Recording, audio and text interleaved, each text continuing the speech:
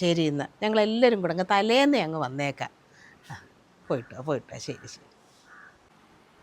ഓ കല്യാണം പറയാൻ വന്നതാ. ഇവരുടെയൊക്കെ ഒരു ഭാഗ്യമേ.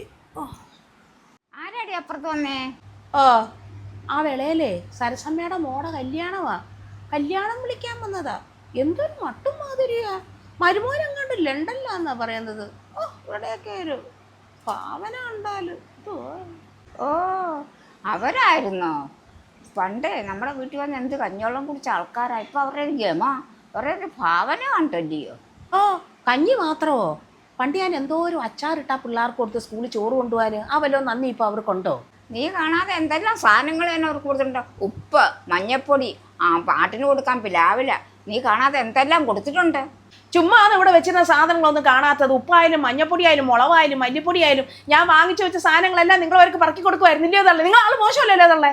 പിന്നെ നിന്റെ കുറേ ഉപ്പും മഞ്ഞപ്പൊടി കൂടെ നാട്ടുകാർക്ക് കൊടുത്തല്ലേ ഞാനിവിടെ ജീവിക്കുന്നത്. ഇതുപോലെ വിലപിടിപ്പുള്ള സാധനങ്ങളൊക്കെ എന്തൊക്കെ പറക്കി കൊടുത്തിട്ടുണ്ടെന്ന് ആർക്കറിയാം?